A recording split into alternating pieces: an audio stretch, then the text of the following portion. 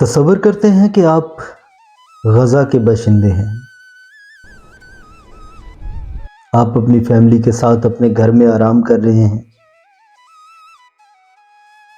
گہری خاموشی ہے، رات کا 1 بجنے والا ہے۔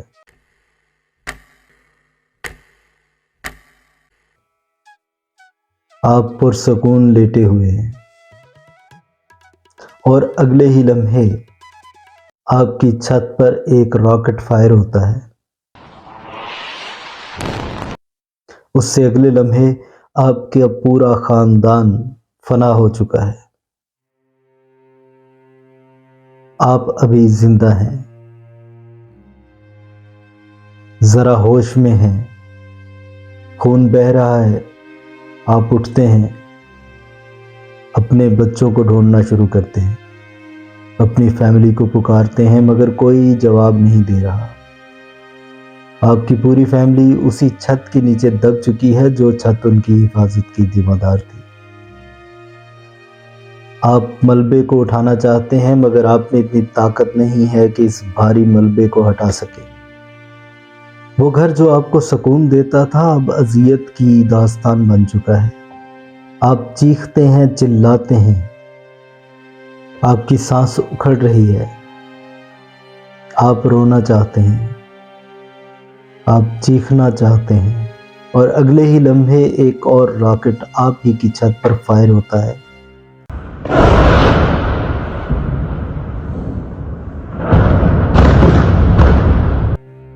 آپ کی سانس اٹک جاتی ہے اور دوبارہ سانس واپس نہیں پلٹتی۔ یہ غزہ ہے جو شاید اگلے چند سالوں میں نہ رہے۔ غزہ تقریباً ملبے کا ڈھیر بن چکا ہے۔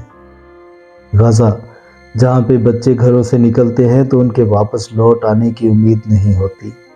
غزہ جہاں بچے بھوک سے مر جاتے ہیں، اگر بھوک سے بچ جائیں تو گولیوں سے مار دیے جاتے ہیں۔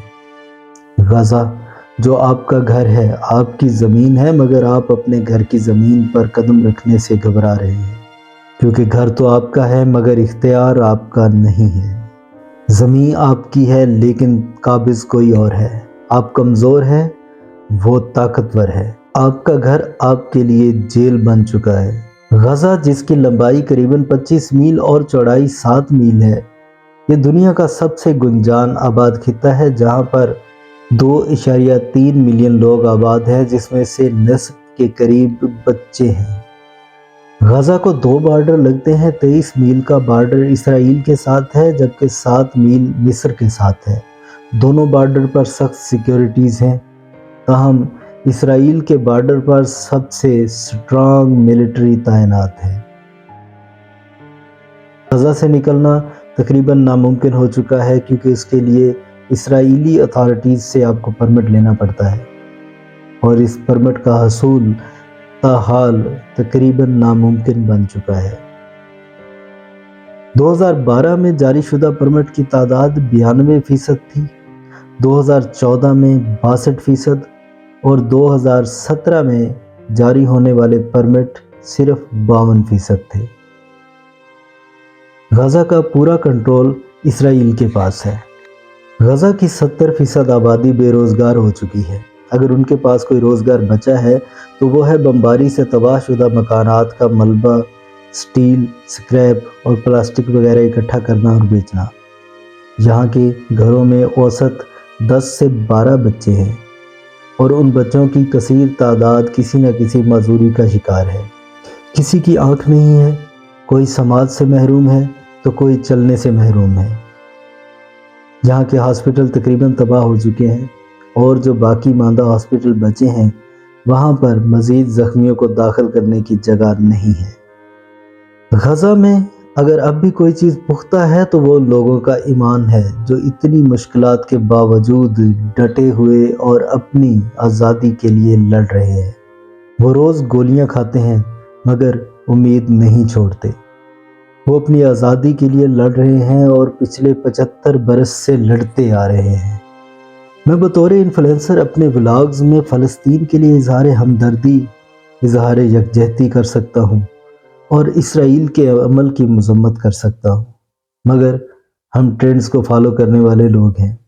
ہم چند دن ایک موضوع پر بات کرتے ہیں اور اس کے بعد ہمارا جذبہ آہستہ آہستہ کم ہونے لگتا ہے۔ فلسطینی جو 75 برس سے اپنی جنگ خود لڑ رہے ہیں اور لڑتے رہیں گے جب تک کہ کوئی معجزہ رونما نہ ہو جائے۔ ہم فلسطین کے لیے بھی اتنی ہی ہمدردی رکھتے ہیں جتنی ہم کشمیریوں کے لیے رکھتے تھے۔ اگر وہ سب جو فلسطین پر بیت رہا ہے ہم پر بیت رہا ہوتا تو شاید ہم اپنا ایمان ہار چکے ہوتے۔ غزہ ہم شرمندہ ہے، فلسطین ہم شرمندہ ہیں۔